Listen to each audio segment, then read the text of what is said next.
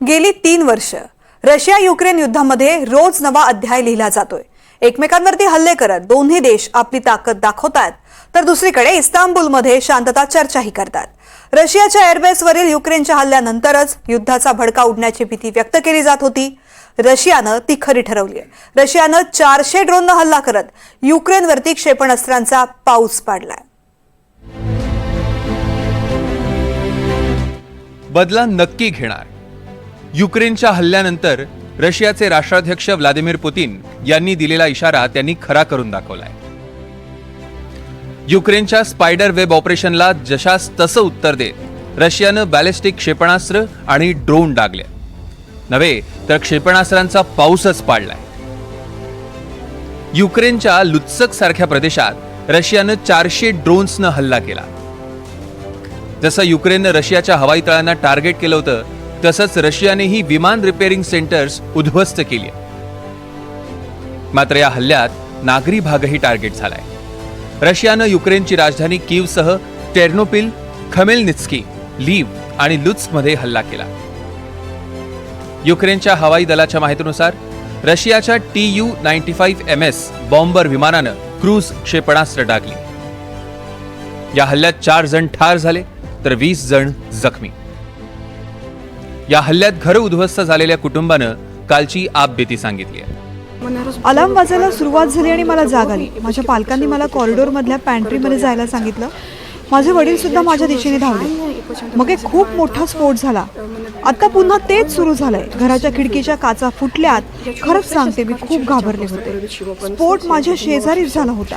खरं तर मी नशीबवान आहे की मी वाचले, कारण या स्फोटानं शाहिद लांब उडाला, पण नशीब तो पण जिवंत आहे। रहिवासी भागात हल्ला केल्यानं अनेक इमारती उद्ध्वस्त झाल्या। इमारतींना लागलेल्या आगीत नुकसान तर झालंच, शिवाय लोक घरात अडकून पडले होते। पेट्रोल पंप, शैक्षणिक संस्थांचंही नुकसान झालंय। तर डार्नित्सिया आणि लिव्होबेरेझना स्थानकांदरम्यान मेट्रो मार्गावरील ट्रॅक्स आणि केबल्सचं देखील नुकसान झालं। मी शांतिप्रिय माणूस आहे, पण मध्यस्थी करणारे देश आणि युक्रेनियन नेत्यांनी जोरदार प्रयत्न करायला हवेत। कदाचित युक्रेनचे अध्यक्ष झेलेन्स्की हे करतीलही, पण तुम्हीच पुढे पाहाल की असं काहीही होणार नाही। ट्रम्प सारखे नेते फक्त बोलतात। युद्धाचे 4थे वर्ष सुरू आहे, ते फक्त लोकांना मारतात। हल्ल्यानंतर चिडलेल्या झेलेन्स्कींनी रशियावर कोणताच दबाव नसल्याचं म्हटलंय। रशियाने ड्रोन हल्ला केलाय, युक्रेनियन कुटुंबांना ठार मारलंय। खार्किव, सुमी आणि डोनेत्स्क प्रदेश, निकोपोल, झापोरिझिया प्रदेशातील घरांवर, खेर्सन प्रदेशातील गावांवर हल्ले झालेत। दुर्दैवाने रशियन लोक कोणत्याही थराला जाऊ शकतात, हेच रोज सिद्ध होत आहे। दुर्दैवाने जगही त्यांना तसं करण्याची परवानगी देते। 1 जूनला युक्रेननं रशियाच्या 4 एअरबेसवर ड्रोन हल्ला केला होता।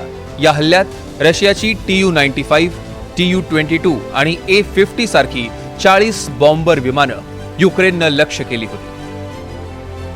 रशियाच्या सीमेपासून हजारो किलोमीटर अंतरावर पूर्व सायबेरियामधील तळावर घुसून युक्रेननं केलेला हल्ला रशियाच्या जिव्हारी लागला होता। तेव्हाच रशिया गप्प राहणार नाही हे पुतीन यांनी स्पष्ट केलेलं। अमेरिकेचे राष्ट्राध्यक्ष डोनाल्ड ट्रम्प यांच्यासोबत 4 जूनला 1.25 तास झालेल्या चर्चेतही त्यांनी हाच सूर आळवला होता। त्यावेळी पुतीन यांनी आपले मनसुबे स्पष्ट केलेले। आता पुन्हा युक्रेन हल्ला करतंय की शांतता चर्चेत सहभागी होतंय हे पाहावं लागेल। फेब्रुवारी 2022 मध्ये रशिया युक्रेनमध्ये युद्ध सुरू झाल्यापासून लाखोंचा बळी घेणारं हे युद्ध संपुष्टात येण्यासाठी आंतरराष्ट्रीय स्तरावर प्रयत्न सुरू आहेत। इस्तांबुलमध्ये शिष्टमंडळाच्या बैठकाही होत आहेत, पण परिणाम मात्र दिसत नाहीये। कारण दोन्ही देश चर्चाही करतात आणि हल्लेही। दोन्ही देश मागे हटण्यास तयार नाहीयेत, त्यामुळे दिवसागणिक हे युद्ध चिघळताना दिसतंय। Bureau report, NDTV Marathi.